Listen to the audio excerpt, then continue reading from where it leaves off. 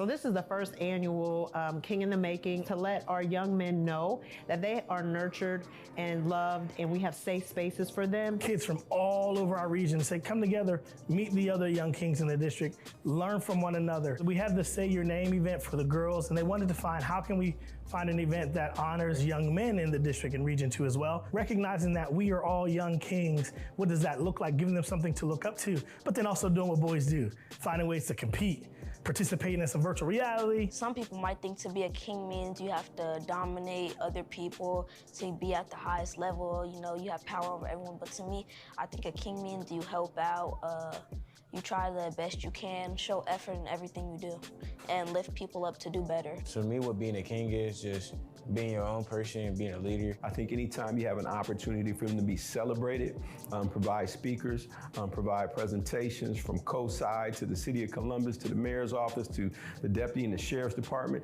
and just a number of administrators and people from the community who actually came out to support this event. ICE Mentors here, which is a partner of Columbus City Prep for Boys, who's coming and talking about character building, male etiquette, you know, how we treat the ladies, right? Yes, ma'am, no, ma'am. My mom, she pushed me. She support me. She just tell me what I need to do to go on in life. The best mom ever I could ever have. Met with some of the younger kids, talked to them, really found that to be really interesting. I've experienced many things, and one thing I've learned is how to socialize and communicate in difficult situations. Being a leader, taking ownership of things that you have done. I am a king, I am educated, right? Recognizing that these affirmations are imperative. The world already sees us one way, and our goal is to control our own narrative, but there's nothing that can stop us from achieving our goals. I'm not a follower, because a follower can lead you into trouble and end your whole career. And I don't want that to happen to me. I want to move on and get a scholarship. You was picked for a reason, and to really appreciate that others who helped you be in the spot that you are in now. I could be a role model by doing the right thing, showing integrity, being service-minded, correcting people when they're doing the wrong thing. There are other men here in high positions that are role models for these young men to say, here are the possibilities, here is what you can think about post-high school. And there's no way we can do it individually. The needs are too great, but collectively we can make a significant impact. I hope that the event grows beyond just Region 2, just due to the fact that we're all now operating in isolation, but we're coming together collectively to do what's best for kids. Because, you know, my favorite poet once said, if there's no hope for the youth, then there's no hope for the future, i.e. Tupac Shakur. I'm smart. I'm a young man. I'm an educated man. I am a king. Being able to remind themselves of that when you're having hard days, when the assignments are too hard, when the work doesn't make sense, when you fail a test, we embrace failure, understanding that at the end of the day, I am a king. And that's the message that we hope they take with them.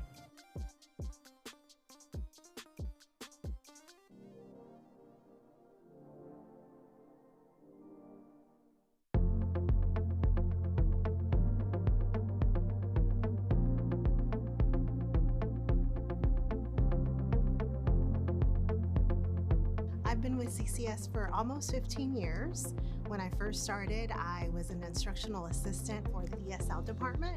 I did that for about 8 years. Then I moved on to helping with first and third grade for a few months. And then I landed in my favorite position, pre-K, and I've been there for about 7 years. I chose to work in Columbus City Schools because it is the school district that is responsible for my education from K through 12 and is responsible for the education of my children K through 12.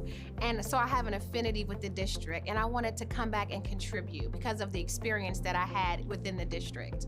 I work in a special needs program, so one of the most rewarding experiences is just coming in, working with our children who don't have language of any kind, and teaching them American Sign Language so that they can communicate with us, and seeing them verbalize when they don't have anything to begin with. When I get to have my pre-K promotions at the end of the year, you know, the kids are in their caps and gowns and they get to move on to kindergarten, and it's like celebrating everything they've done all year. It's like, it's a great moment every year. It's like, I can look forward to having that memorable moment. I'm the first impression that our parents and caregivers and students have for CCS.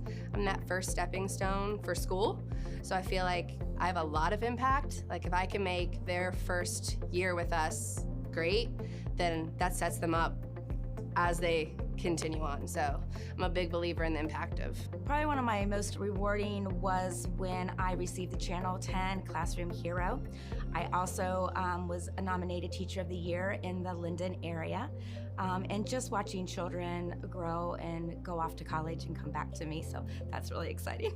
I think the work that I do and the time that I put into each individual children prepares them for the future, prepares them for whether they're going to college or not going to college, just so that they become great citizens. You know, I came here when I was 18 as an immigrant, and you know, the district, I went here to the district, so as a student, they helped me out, you know, ESL student who don't speak English. So I just felt like teachers were very helpful, and you know, now I just want to pay it forward. I just want to help other kids just like how my teachers helped me to be where I'm at today.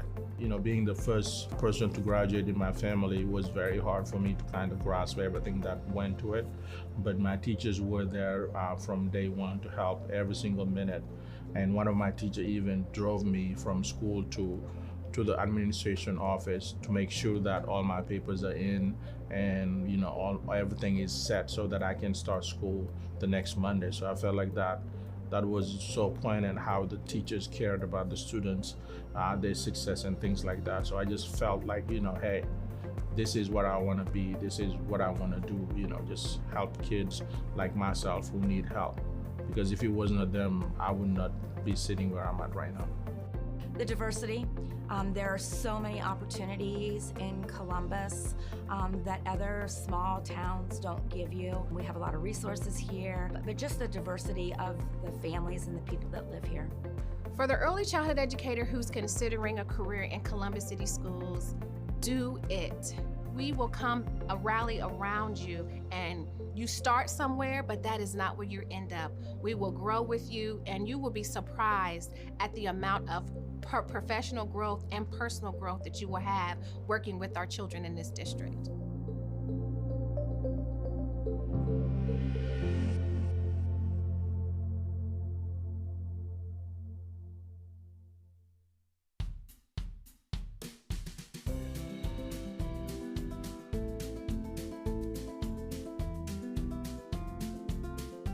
I can say it's truly magical.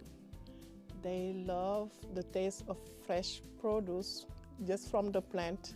Some of my students don't even know where some food comes from the grocery stores, so they learn so many things when they garden. So they really want to be a part of it. Some of them at first, they're really excited about it, but then there are others that say, I really want to know a little bit more about this, so it's more than just looking and glancing at it. It's like, how can I be a part of this? Because I've seen it go from being just a seed, and now it's growing, and I want to be a part of that process. So they really take care of everything and do it all and know how to do it all, and they have a lot of pride in that, in showing whoever comes into our classroom what they do and how they do it and what they've grown. I think it's really cool that they're learning how food is actually grown now, because so many places are using all hydroponics, and so it's really opening their mind to see different ways that food can grow. Learning how to grow is really important, and when you see it in person, it's a lot different than just reading about it or seeing pictures of it. And taking the fresh produce that you grow and then being able to cook it and taste it in your classroom, then potentially going home and requesting it at home, I think is pretty powerful of an impact. It tastes different because it's more fresh at the moment, and also when you freshly pick it and just go wash it real quick and then eat it, it's crunchy and delicious. But when you buy it from the store, it doesn't taste normal. This is the best salad I ever tasted. This salad is so much yummier than my mom's own salad. Having like a fresh lettuce that you just picked is really, it has its unique taste. It was my first time ever trying bok choy and kale. They looked pretty weird at first. When my friends told me to try it, I just took a bite and it was super good. Oh, it's so cute because they really have a new taste when they try like tomatoes from the grocery store. I mean, they don't taste the same as fresh from the vine, and just their brains are exploding. Like normally they want to ask for ranch and they just pop it without it. So that's amazing.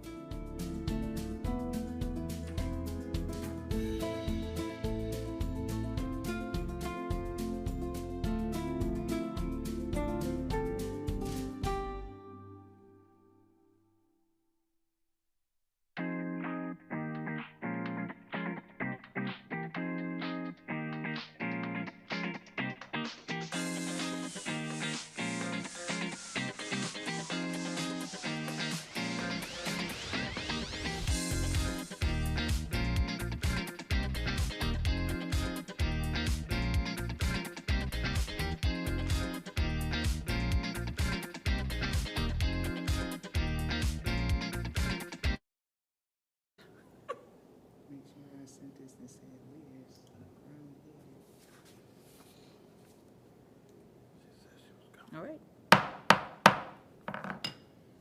Good afternoon, everyone. I'd like to call this meeting to order. Carl, will you take roll call, please? Ms. Reyes? Here. Ms. Britt? Here. Ms. Snyder? Here. That's it? That's it. And we do have two members. Two members in the online. On the Zoom. Ms. Vera, can you hear us? Yes, I'm here. And Liz. Mr. Kennedy, is he on yet? Okay. And there's Liz. We have a guest, Liz Mazzola. Can you help me pronounce it? Mikolai. Mikolai. All right. Thank you. Good to have you. All right. So we don't have quorum, so we cannot vote, but we can proceed with the meeting. So I'd like to take an opportunity. Do we have to do Pledge of Allegiance, even though it's not on my script? No. No, good. All right. So I'd like to review and adopt the agenda. So on our agenda today, we have the first item of business is approval of the minutes for the June 10th, 2025 meeting. Under new business, we have community engagement and realignment strategy for retired school facilities. Then 3.2, we have government affairs update. And 3.3, we have back to school fair update presentation, and then we will adjourn. Could I have a motion to adopt the agenda? Motion to adopt the agenda. Second. Second. Perfect. Hearing no objections, the agenda is adopted. All right, so is there a motion to approve the minutes for the June 10th, 2025 committee meeting? We can't. We can't do that. All right, so we will skip that. So we will then go into new business. So take it away on the community engagement realignment strategy for retired facilities. Well, good evening. Just want to make sure you all can hear me okay before I get to talking. I think we can, but we probably need to turn it up a little bit. Okay. How about now? Yeah, better. Okay. Well, good evening, everyone. Thank you for the opportunity to connect, and thank you, Board Member Reyes, for chairing tonight's meeting.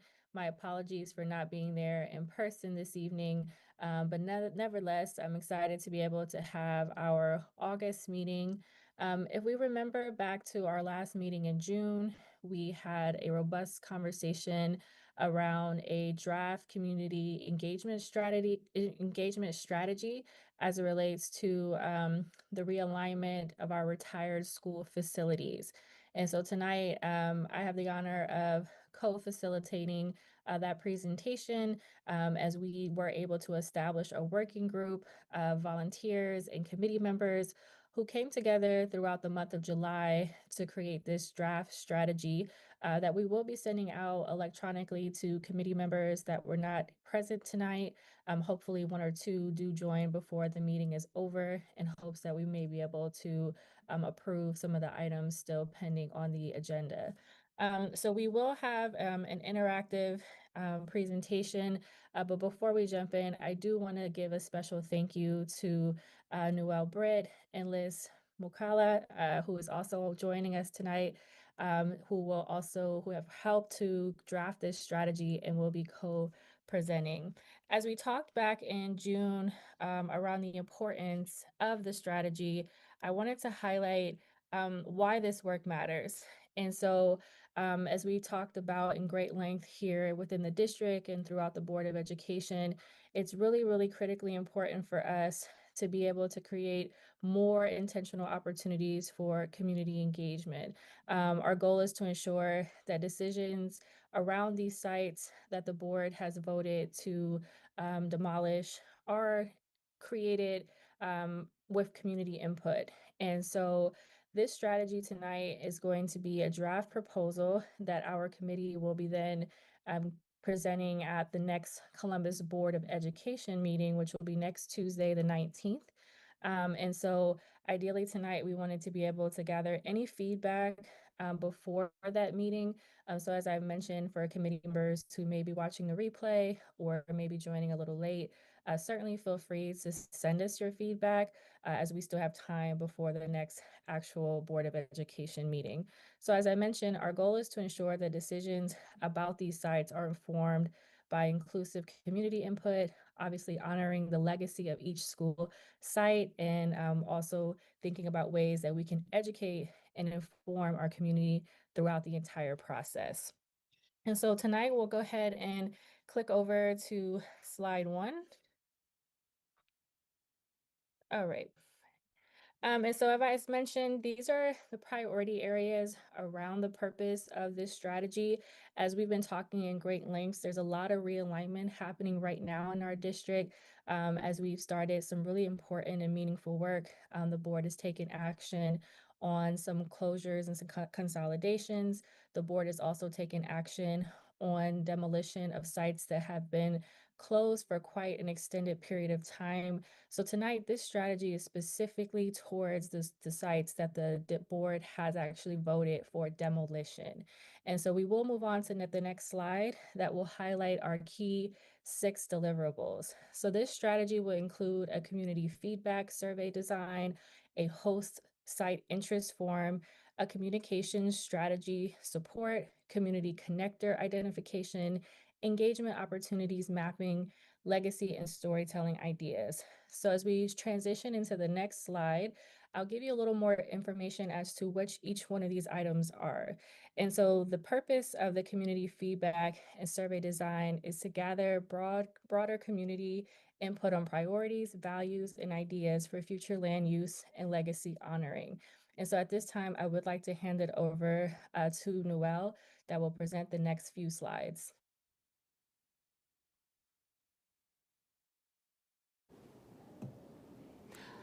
So the focus of this survey, and with any survey, it's important to not overly overwhelm folks, right? And so we thought about the process kind of from the back end and on, right? And so what would it look like for the board to receive that data and disseminate the data and look through all of the things, and how would it be easiest for our community members to provide that feedback, again, without being super overwhelmed. And so the premise behind the survey, again, was simple, thorough, focusing on these key target areas like the land use preference, legacy preservation, accessibility and equity, and community needs. So again, getting a really good idea and feel for what the community sees as a great use for those particular sites, and doing what we can to collect that feedback. So as folks navigate through what you can't see, the survey provides folks the opportunity to provide specific feedback on each of the sites.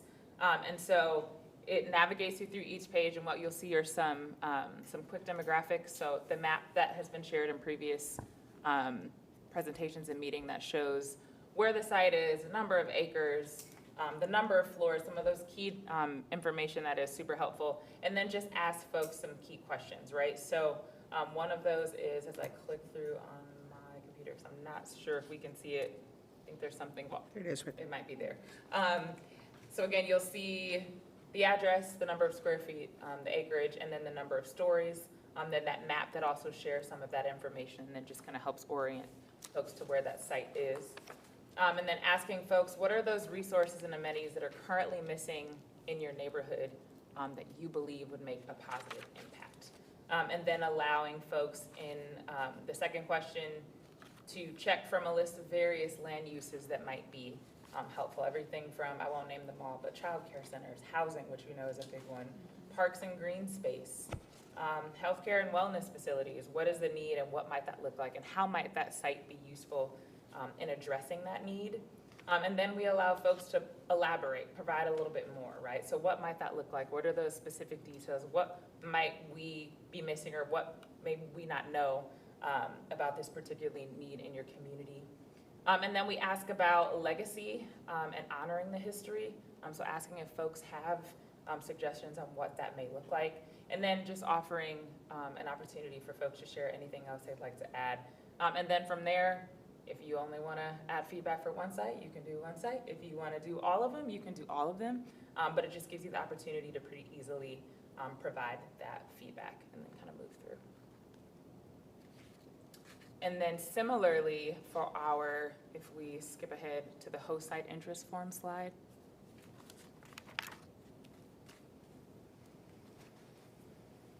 Thank you. So we wanted to create just a quick form for our community groups. We know that we have a lot of folks who are actively involved in our communities and who may have a vested interest in hosting an information session or a listening session around the future uses of these facilities. So we put together just a really quick form to capture that information. What is the organization? What is the host site address? So where would that meeting take place? What is the capacity? So again, those logistical questions, right? Is there AV on site, right? Or do we need to be prepared to do something else or bring a projector or speaker, whatever that looks like?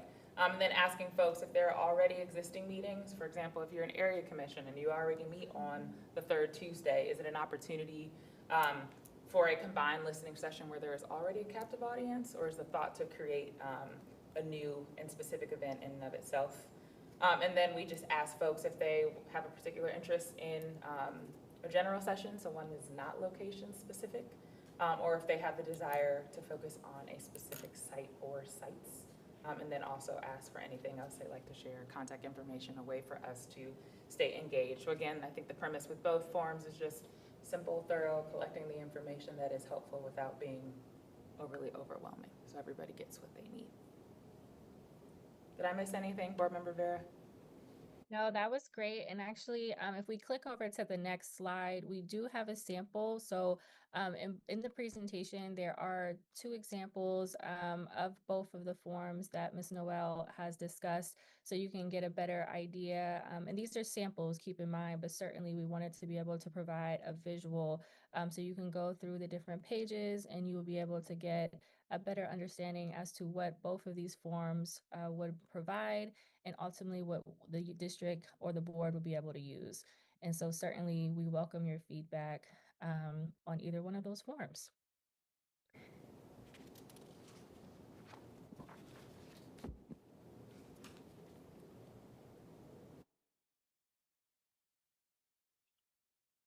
Communication strategy. So we know, obviously, this is anything within the district is a very large opportunity to engage not only our students, our staff, and our families, but the community at large. And so it was a great opportunity to have a little bit of a deeper dive around what this strategy could look like, what are we missing. And so I would love to be able at this time to introduce Liz, who was a volunteer within the working group, to introduce this slide and the next slide that does provide additional detail around her proposed communication strategy.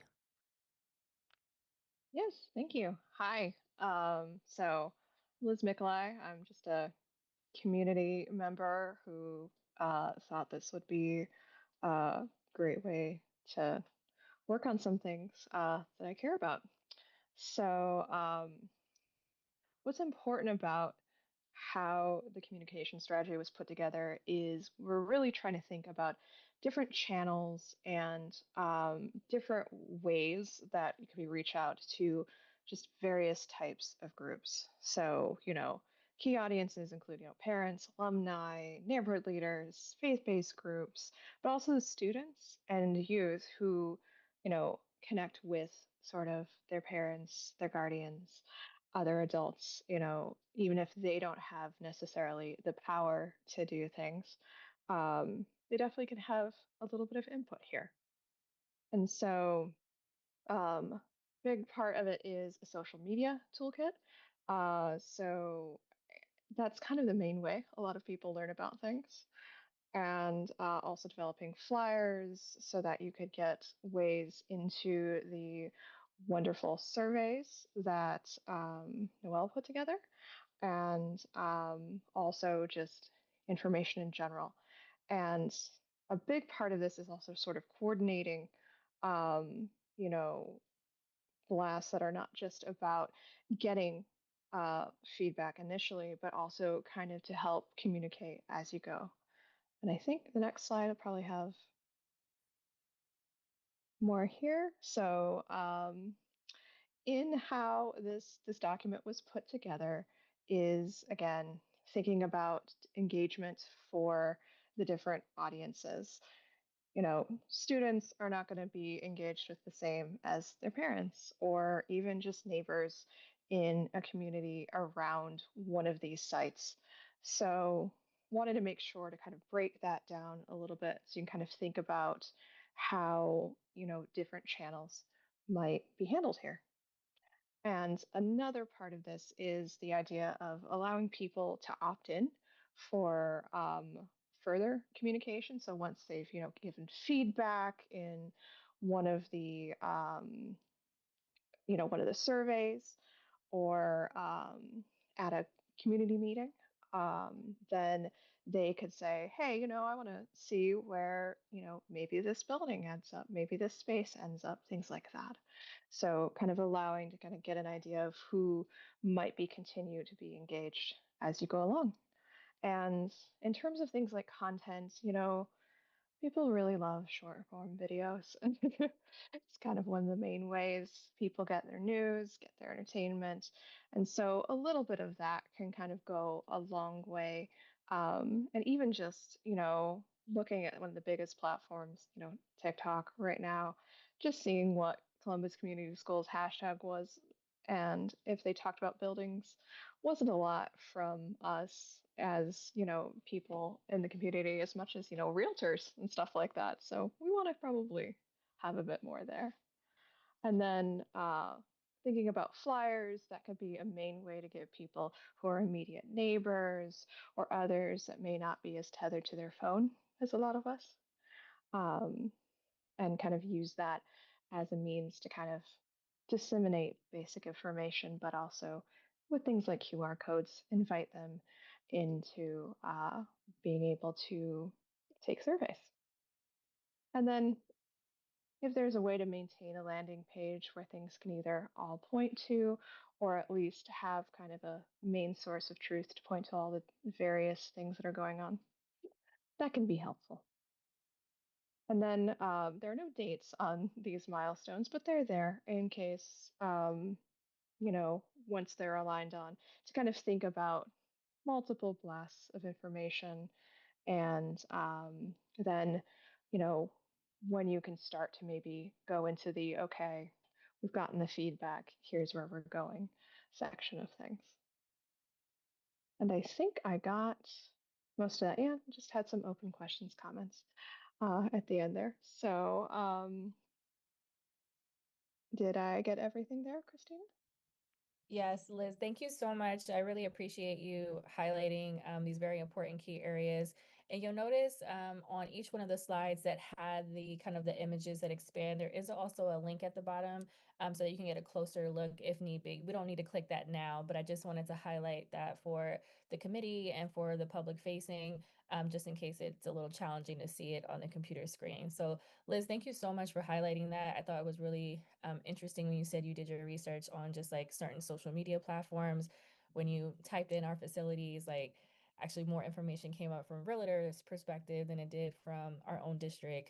So I think that that's a great opportunity be thinking about how we tell our story and ultimately considering some additional platforms outside of the ones where we've typically used. Now, all of this great work obviously would be in partnership with our amazing communications department, our Office of Engagement. So certainly these are just suggestions and ideas that the board can consider as it relates to kind of a strategy and a path forward. So we move on to the next slide. It'll highlight the community connector identification. So this would be a critical component, we believe, to the process and really thinking about who from the community really should be a continued partner as this work continues to move forward, wanting to ensure that, you know, any voice that wants to be a part of this process has the opportunity to learn firsthand what's happening. So finding ways that we can collaborate with other committees within the district, also thinking about CCS staff, also wanting to be able to target individuals with deep roots in the affected areas and neighborhoods that these schools are presently in. Also wanting to consider maybe creating some kind of sub-advisory group, something around community planning, social and economic equity, urban development. So individuals that have some additional expertise specifically kind of in those areas. So we talked about wanting to collect some additional names from a community connector standpoint that we could then kind of work with the Office of Engagement to see if these names are presently on our list or if these names that we should consider adding, and finding ways that we can also offer some kind of community connector outreach training to really ensure that those folks that want to hit the ground running, to be able to provide factual, updated information to our community at large, that they have a clear pathway as to how to actually receive that information.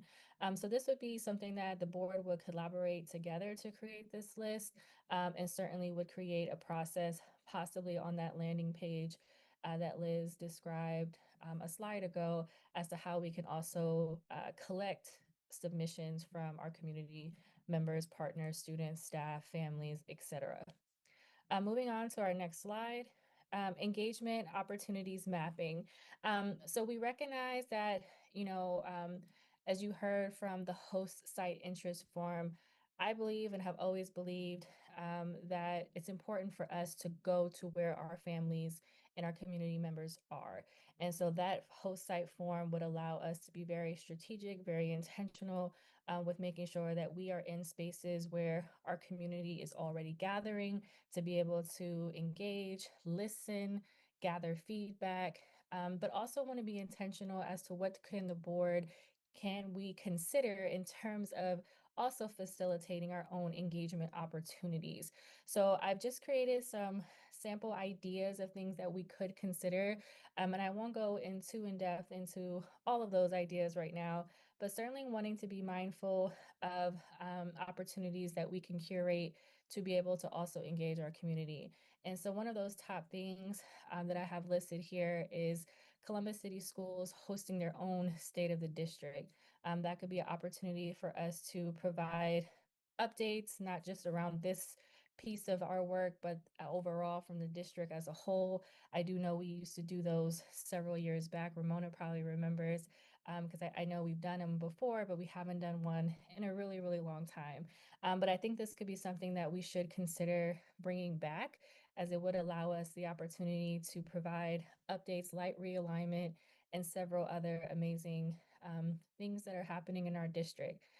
In addition to looking at school-based events that the board could essentially set up a tent or a table, events like football games, the back to school events, curriculum nights, parent-teacher conferences, holiday programs, as an example. So just finding ways that as board members, we can also be intentional about still continuing to meet our students and our families and our staff directly where they're at, but understanding that that would take a little bit of work on our end and working alongside of Office of Engagement to see like what's happening across the district, which I know so many things are happening across the district. And so I really appreciate Lee Cole for her support in this process, as I've been able to get an idea of some of the amazing things that are coming up, that I think this could be an opportunity for us to set up, gather feedback, and certainly would allow us to not only gather the feedback, but just really have some great opportunity to engage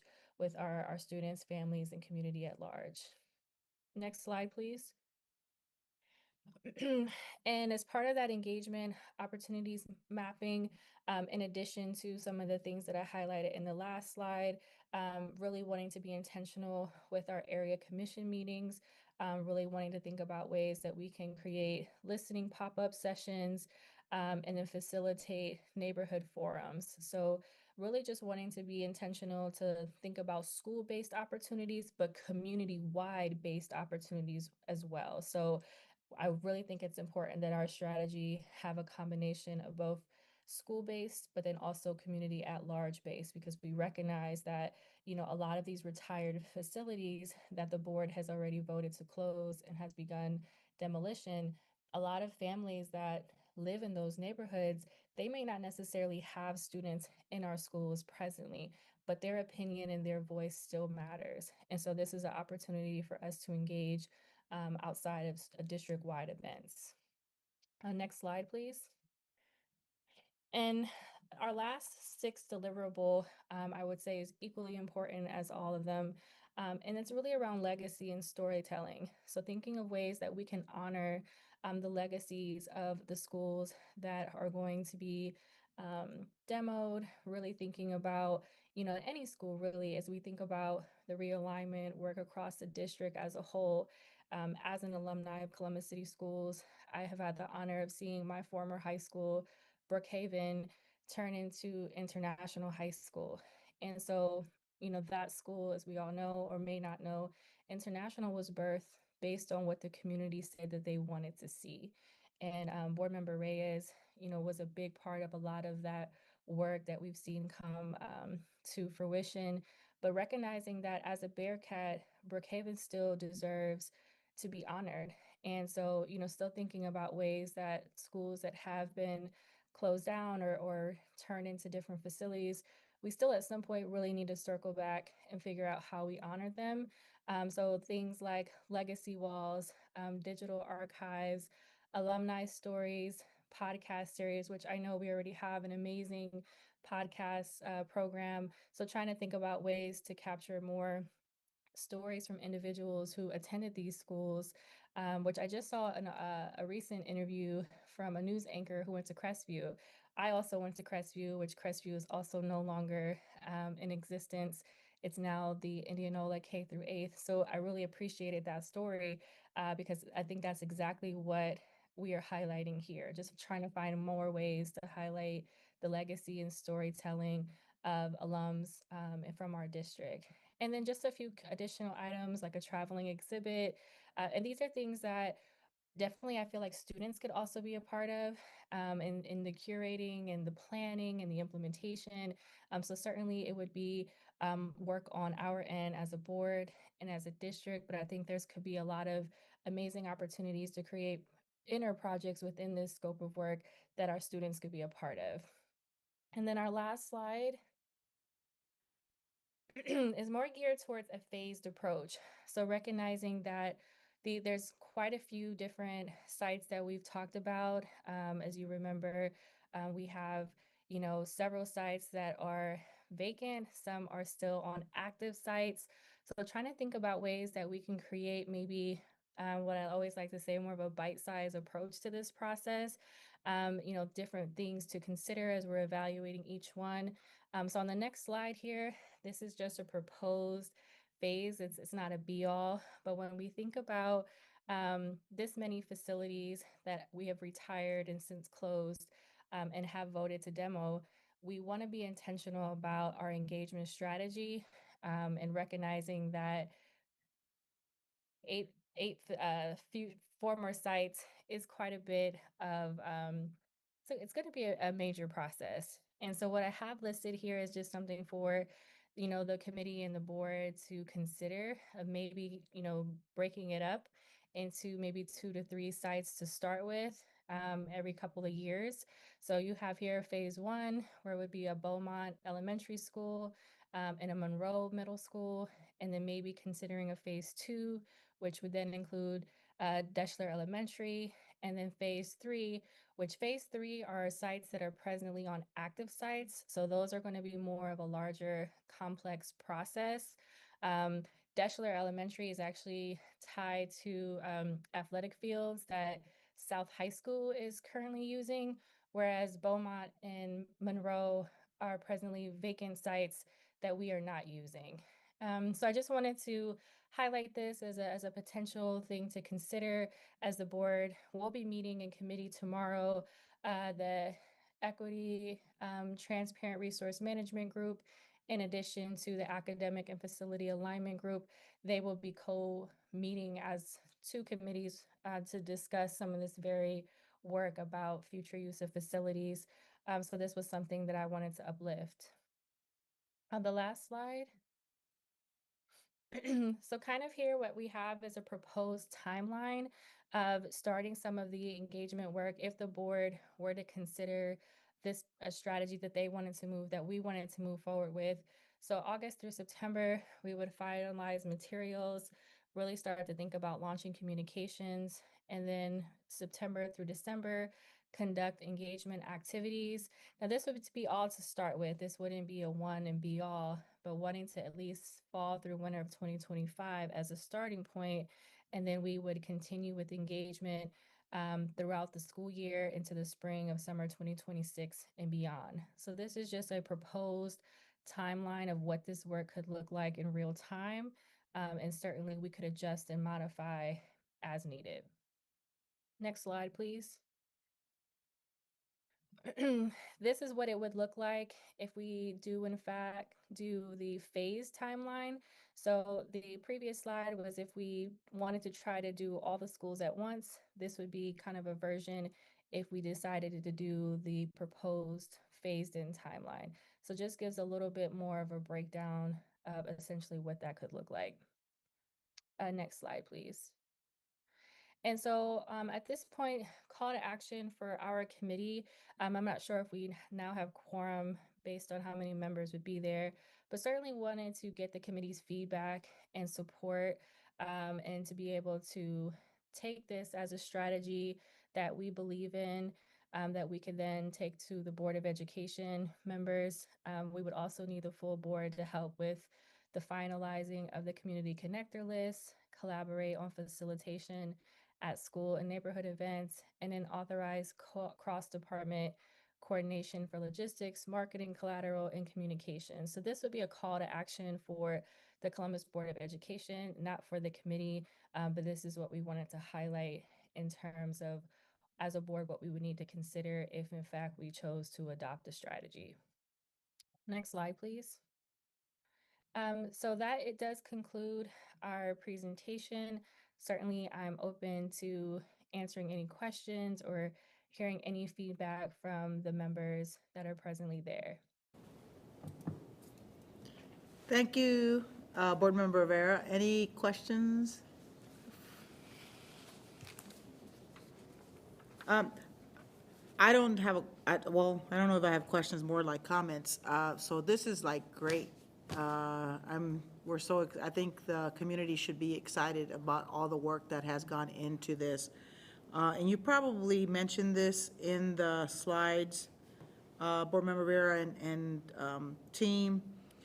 When we're looking at the host sites, will there be an intentional reach out to certain demographic groups or certain areas of the city?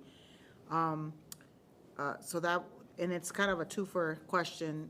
And in order to know what demographic or what area of the city we're missing, is there something on the questionnaire that says, you know, I'm from, I don't know if we're collecting addresses, but are we on the west side? Are you on the east side? Are you on the, you know, we probably don't want to, but just so that we, you know, we get a lot of feedback as board members is like, oh, I didn't hear, and I'm on this side of town, or I was on this side of town. So is there a way that we, or do we want to capture some sort of demographics to ensure that we're hearing from all, to attempt to ensure, because we can never guarantee, attempt to ensure that we reach as many demographics that we can? That's a great question. Noel, do you want to, because I know we talked in great length about the host site interest form. I know there is a host site address, but if do you want to speak to Board Member Reyes's question? Yeah, absolutely. I think that's also where that community connectors list, 'cause all these things, especially these kind of upfront steps, are kind of working together. And so having that list of those groups, of those organizations who would be the intentional targets of this engagement, I think would give an opportunity, once it's all there, once the list is there, to identify if there are gaps, and to be able to do that. And then on the form, they are able to provide the address of like the host site, like where they want the meeting to be held. And then also have an opportunity to decide if they want to just talk about one location in particular or a few. And I think given the community-centric nature of a lot of our organizations, I think we'll probably, and I don't want to say, but we may see more folks wanting to focus on the sites in their neighborhoods. So even watching that information once it is live, if it is live, watching that information come through, and if there are certain neighborhoods that are like, okay, this one is pinging, but we've got nobody from this particular site, and then maybe even more intentional engagement and targeted conversations can happen there. So I think it all is going to work. Yeah. And be kind of interconnected, if that makes sense. Absolutely. So it does take us going out there and sometimes maybe drawing a host site, right? That, hey, we sent out emails, we still don't have any takers. That's right. A little gentle nudge. My next question is, being a person that's engaged with a human services organization that loves to work with paper.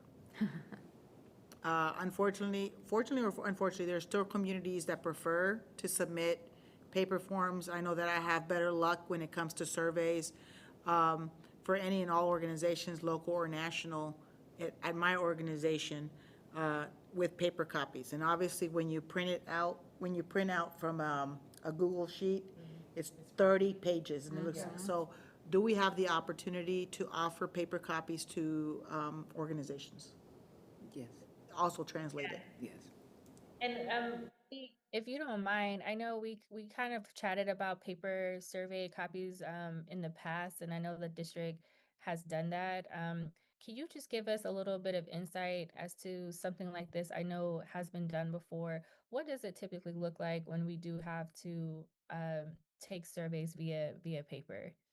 So when we take surveys via paper, we usually internally just enter them all into the online document. So we collect them and then we enter them in. And they are translated as well, so we enter them all in. Yay. I'm also excited about the legacy piece. I was downtown at the Latino Festival, and I had a friend of mine from out of town, and I kept telling her, COSI, used to be Central High School. A lot of people forget that, right? And but if you pay attention, you go into the building, they have a Central High classroom, they have some Central High signs in there, so it's really nice to see how, if somebody wants to see what a legacy might look like, even though it's a completely school building, it's still educational because it's COSI, but how that's recognizable and people can see what happens. I would love to see how we manage reunions and like things like that, fundraisers, because I know the North High School Polar Bears still get together at one of our buildings. So, and I know that that's one of the things, as a board member who has unfortunately closed a lot of buildings, when we have alumni, right? A lot of people don't know, we do keep the trophies, we put trophy cases in some of our other buildings to honor those individuals who have contributed greatly as students and as alumni. But somewhere in the plan, I would love to see how we incorporate, whether it's committees, how do we incorporate those individuals that really want to continue to stay engaged from that perspective, right? I want to have a reunion, I want to have a prom, I want to have a fundraiser so that I can give back to my former school. So I think that's the only thing that And I'm sure you probably talked about it, but I didn't see it on the slides. Yes, no, I appreciate you highlighting that, Board Member Reyes.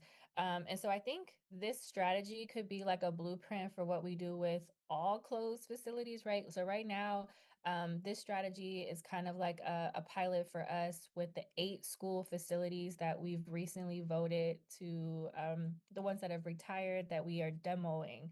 And so I think this could be a great opportunity for us to see what works, what doesn't work, so that we can leave essentially a blueprint for the future iteration of this board and district to honor, additional buildings. Because to your point, there's so many that certainly do need to be honored correctly, and certainly we want to continue to keep up the pride and the momentum of all alumni of Columbus City Schools. So I think this draft strategy will allow us to test out what works specific to these 8 community sites, but certainly looking at what is the larger vision here. So I appreciate you highlighting that. And certainly I'm excited to see what works here with these 8 facilities, and then seeing what we can tweak for future conversations. Of all these buildings, I know it hurts when we close down a building, but, we'd love for you to continue to stay engaged, look at opportunities and helping us brainstorm what does that look like, and how we can honor you and honor alumni in the future. So it's kind of a fun time to be engaged in this process and how it's changed throughout the years. So I look forward to seeing that as I transition off the board. So thank you. Any other questions or comments for this report? We do not have quorum, Chair Vera, so we will not be taking a vote.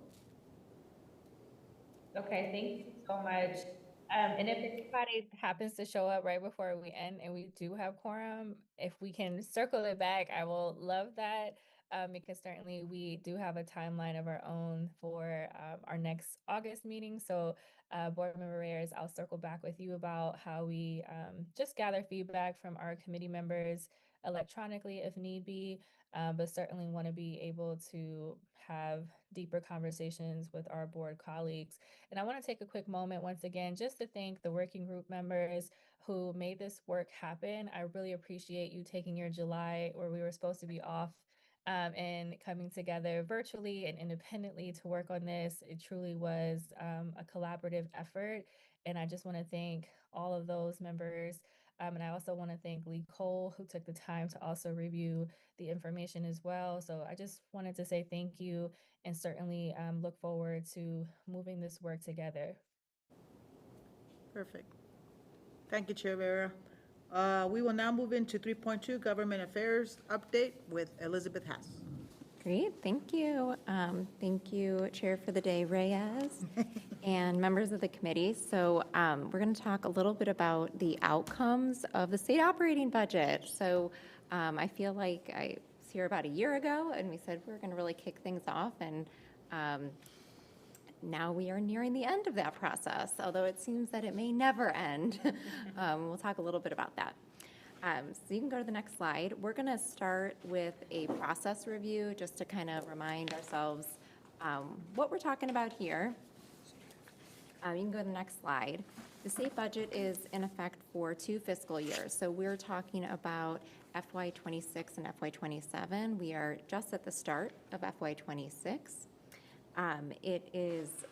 We go from July to June 30. So if anyone works in federal budgets, you'll know that that's slightly different. They go September to October.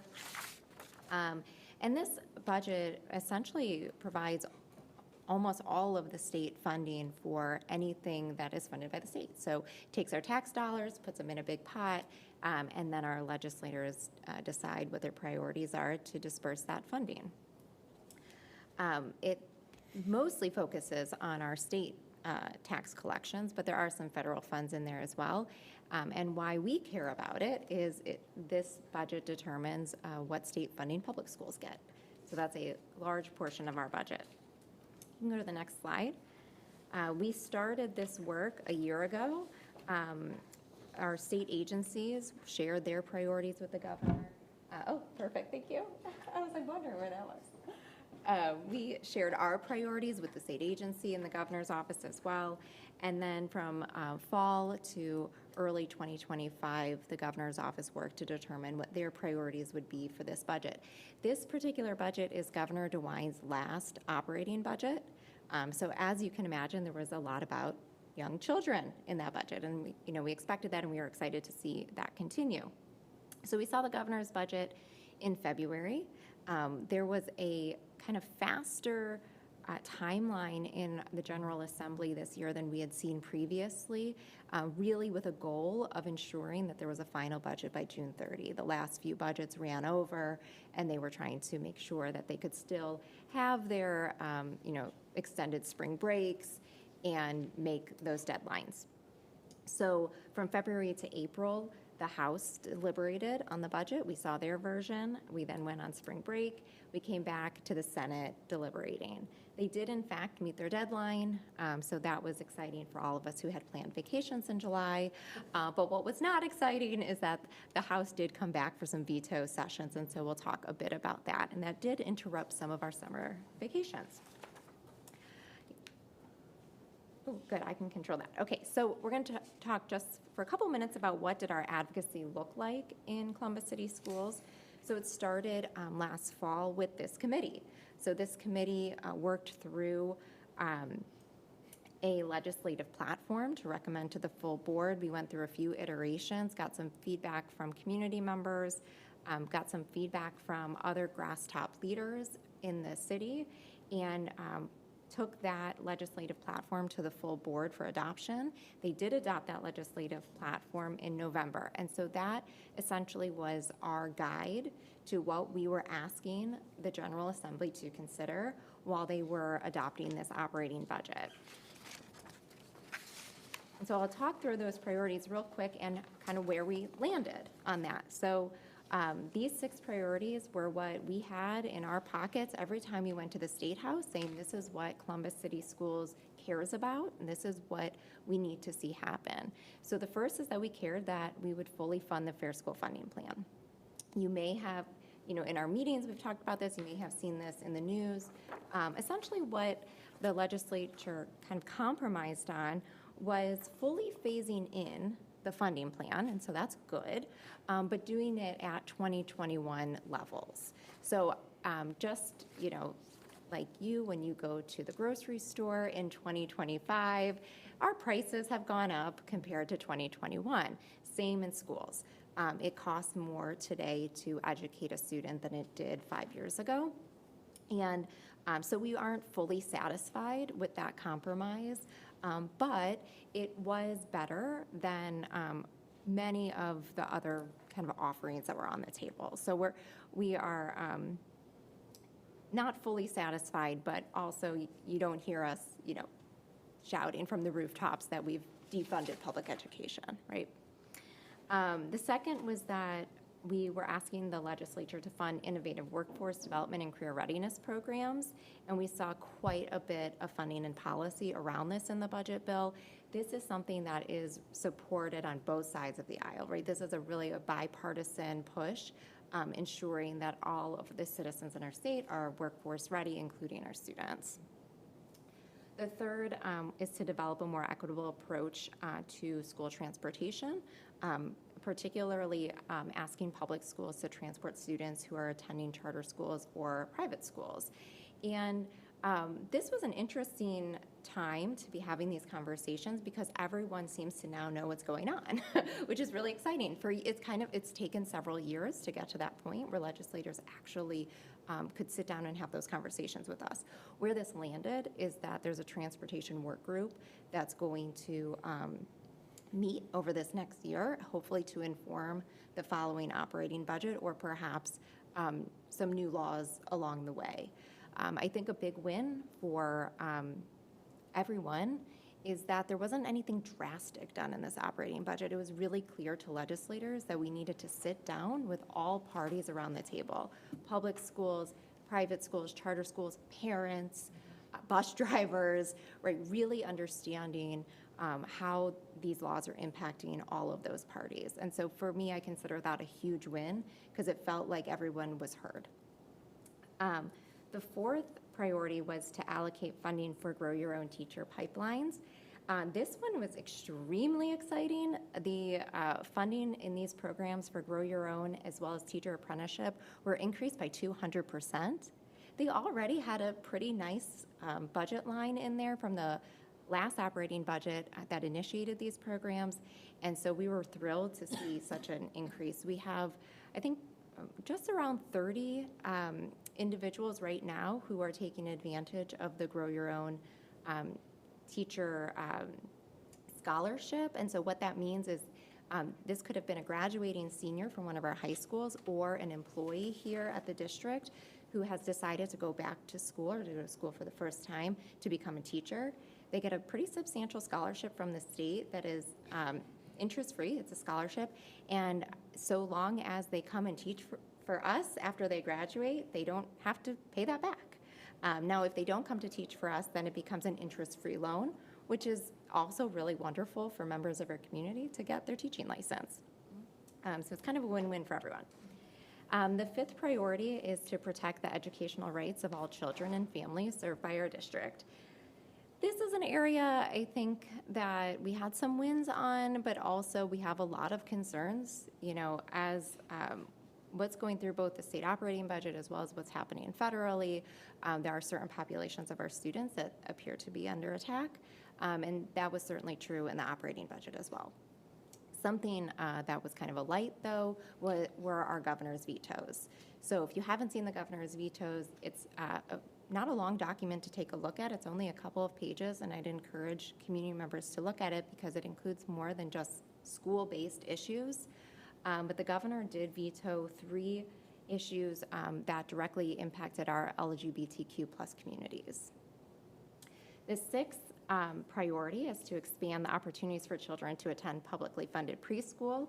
We did see a funding increase about 19% statewide, so that was really positive. The last operating budget, we saw a tremendous increase, so we knew we weren't going to have numbers that large in this one, but we were still pleased to see that increase, and so we know that more children will be able to go to preschool in our state, hopefully here in Columbus. Any questions on those priorities and the outcomes attached to those? Okay.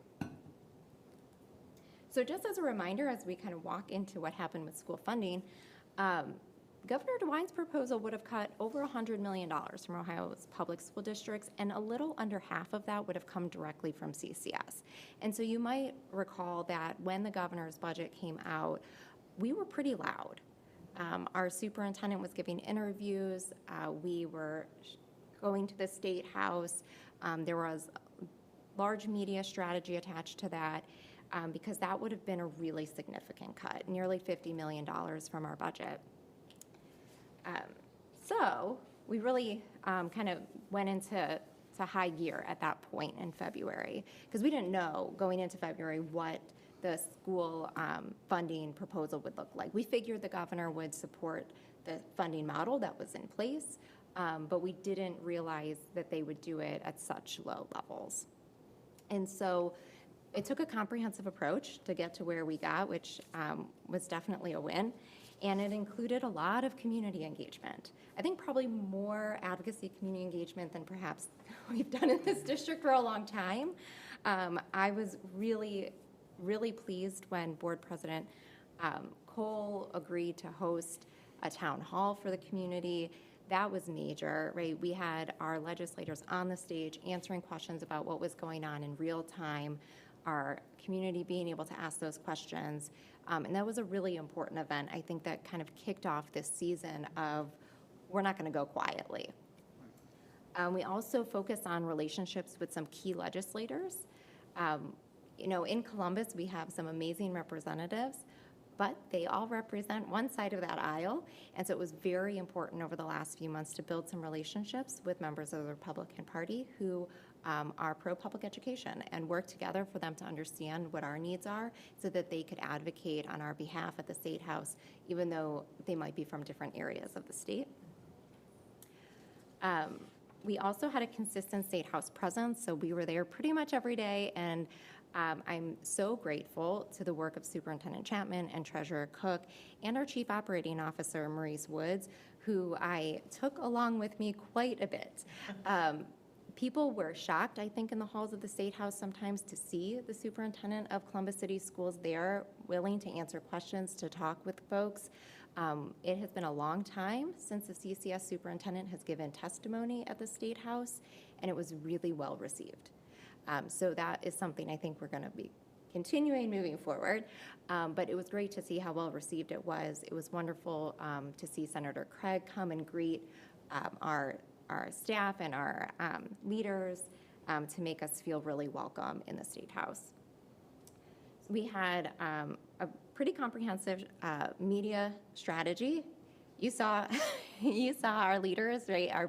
Our board president, our board vice president, our superintendent and treasurer. You saw them on all the channels. We were doing interviews, writing letters to the community, sharing that broadly, really making sure that people knew where we stood. And then lastly, we can't do this work without broad coalitions. And, this included some of our typical coalition work where, we think about the associations that we're a part of, the Ohio School Board Association, BASA, associations like that. But also we were doing work with our rural partners. We were doing work with some of our preschool partners. And we could not have done this work without All In for Ohio Kids. That was a really great partnership to help with our community engagement as well as our advocacy at the State House. So where did we land? Here are some advocacy wins. There was revised language for the sale. The final bill does not include. These are the things that we were on the defense a lot in this bill. We didn't have a whole lot of time to be on the offense, but we were able to keep out some really dangerous provisions that would have been difficult for either us to implement or could have harmed the results for our students. So the first is that the bill did not include revised language for the sale of school facilities.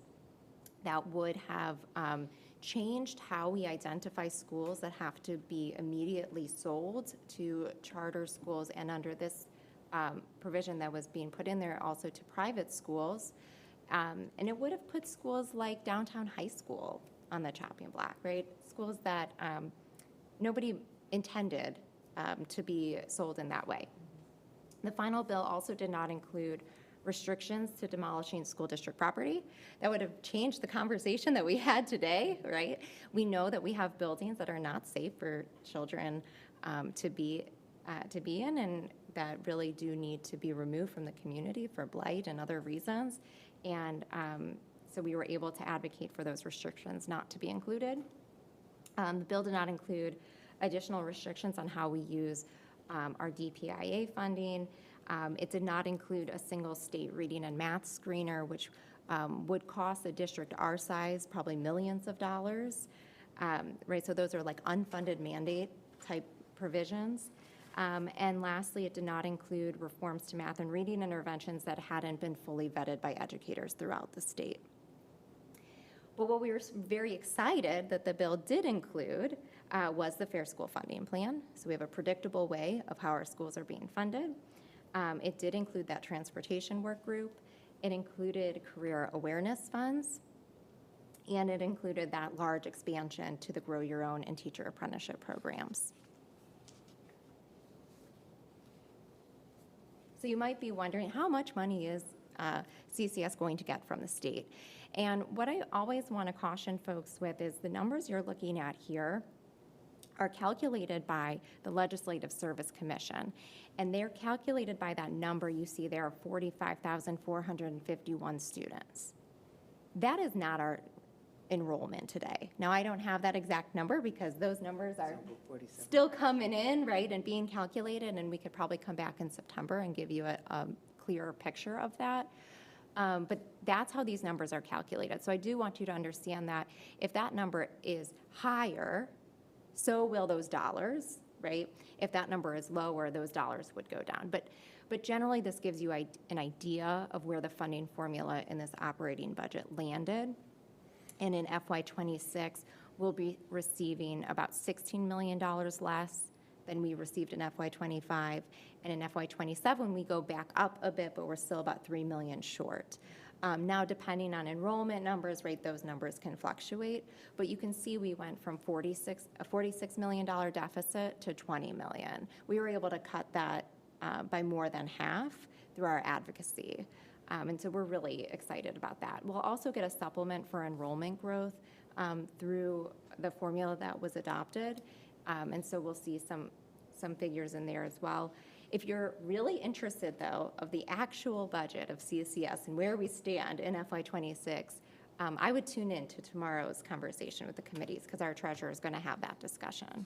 This is just state funding.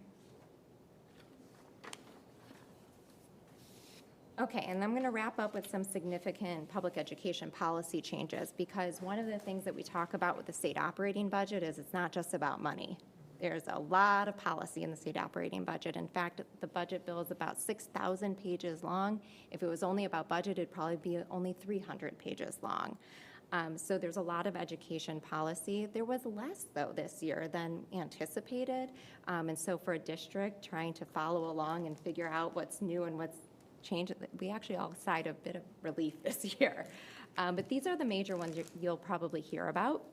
The first one is cell phones are no longer allowed in schools, statewide, right? A cell phone ban. So every district is going to have to work through how do we really do that? What does that look like? Many districts have already been operating under a cell phone ban, but now it will truly be every classroom everywhere. There are changes to absence intervention and truancy. So if you're in that part of the world, you're going to want to pay attention because they have completely rewritten that law. There is additional flexibility required for release time for religious instruction. This was kind of a hot topic last year in boards across the state. It's going to continue to be. They included additional requirements for ongoing science of reading training. It requires all districts to have an AI policy. This is something we have another committee working on already, so we were kind of already headed down that path, and now we'll definitely solidify that. There were significant changes to programs for adults seeking high school diplomas.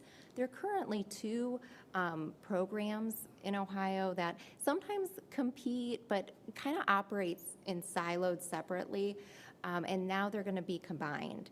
And it's kind of going to be your program has to offer it all, and the student is going to pick what makes the most sense to them and kind of already the credentials they have and what they're really seeking from a high school diploma. And then lastly, there's guaranteed admission to state institutions of higher education for each high school graduate in the top 10% of their graduating class. That is huge for our students. This provision, there's actually several parts of this. There's guaranteed admission, there's the governor's merit scholarship, there's also direct admission that they're going to work on for students, so you don't have to apply to every single school. So this was a really innovative higher education piece, and our students are definitely going to benefit from this long term. Okay, so I told you that some folks' July vacations were interrupted because the governor did veto quite a few provisions, I think in the low 60s, maybe 60-some provisions, which was the most of his term. That's generally how it works when you're nearing the end of your term. But these are some of the provisions that impacted schools. And so the governor did veto a provision that would have established a 40% cap on school carryover balances. We advocated with our partners for that veto. A provision that would have included emergency levies, sub-levies, incremental growth levies, all of those into the calculation of the 20 mil floor. A provision that would have eliminated replacement levies and some others as well. I'm not going to go through each of these. I'm going to let you guys read them because these are all like wow property tax stuff, but I'm sure our treasurer Cook, when he sees that, will be disappointed in me. But what I think is important is that the House did come back in July, and they vetoed one of these provisions. So you saw there were several provisions on property taxes that would impact the way that school districts collect money and fund their schools. The House was only able to get the votes for one provision override, and the Senate did not find it urgent to return. So the Senate will be back in a few weeks, and the Senate president has said that they have the votes to concur with this, and so we, would predict that this provision will in fact be overridden. But I'll take one. Right? It could be a lot worse. There are conversations that both the House and the Senate are going to continue to work toward overriding other provisions, some being property taxes, others being some of the more social issues that the governor vetoed out of the bill. And so we'll have to wait and see. They technically have until the end of December 2026 to override these vetoes, so we might be dealing with this budget bill for quite a long time. We say this is the budget bill that won't die, and so we'll see what the House and the Senate really want to do with those vetoes. But for now, there's kind of just one that seems to have enough votes to be targeted. And that is all. Are there any questions?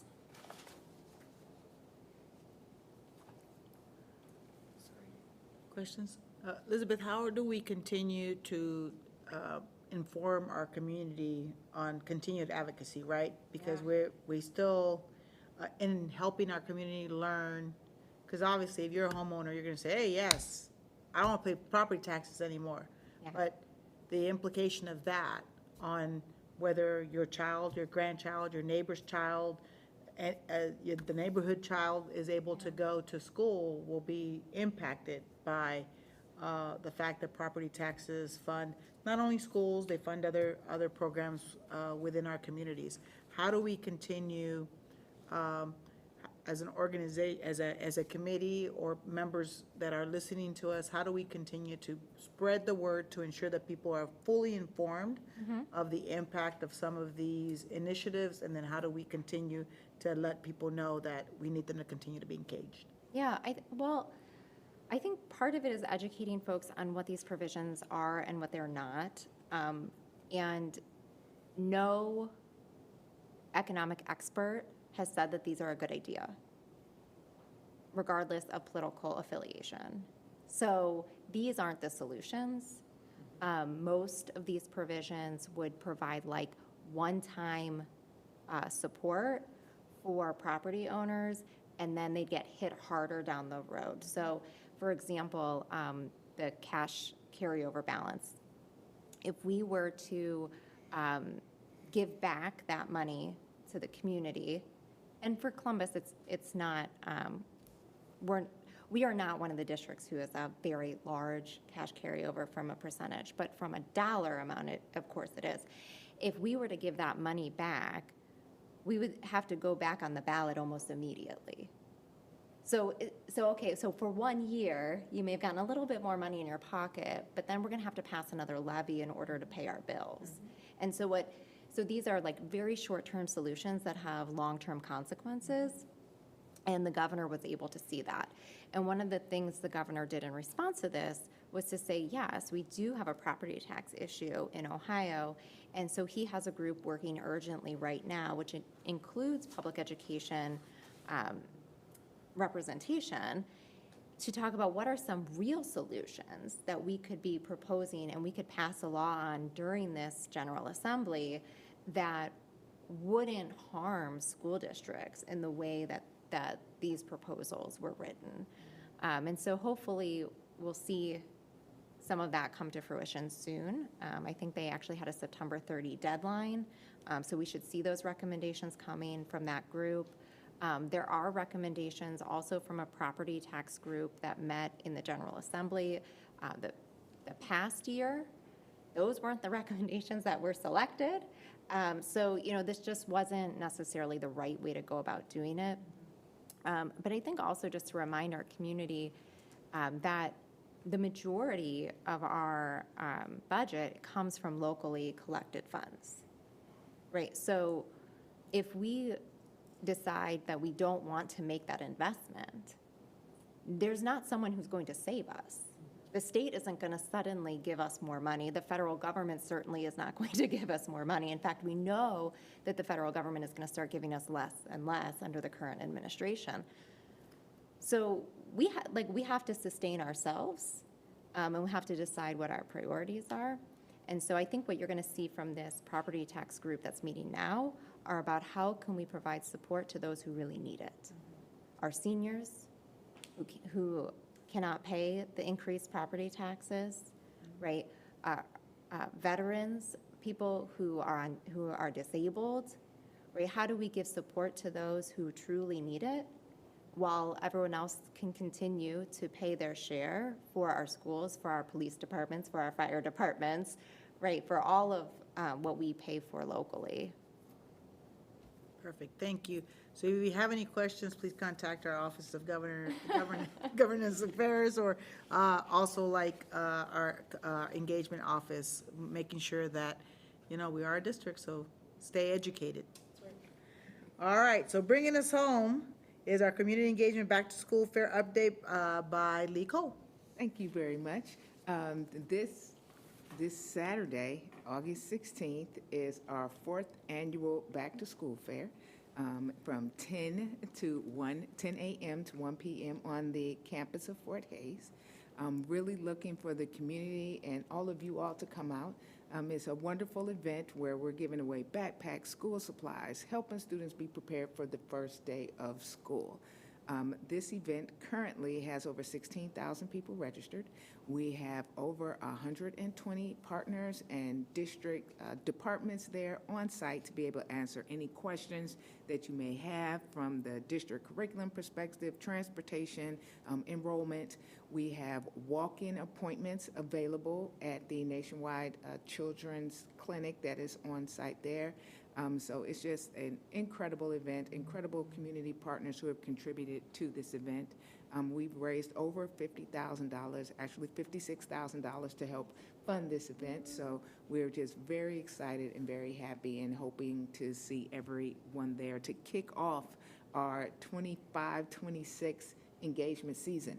Last year, we engaged and spoke with and talked to and welcomed over 119,000 people at 889 events throughout the district. So we are out in the community, we're bringing the community in, so we're really looking forward to this incredible event, the largest in the district, to welcome our families and give them the necessary tools they need.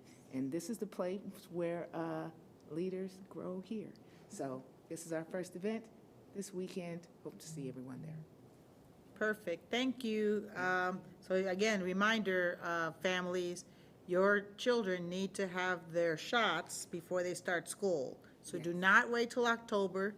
They will miss a whole, month of school. We want to make sure that you have everything that you need to ensure that your student can start on time. Yes. So I know that that's one of the things that holds parents back from making sure that children start on time. All right. Anything else for the good of the order? If not, I will entertain a motion to adjourn. Motion to adjourn. Second? Second, all right. Hearing no objections, this meeting is adjourned. Thank you.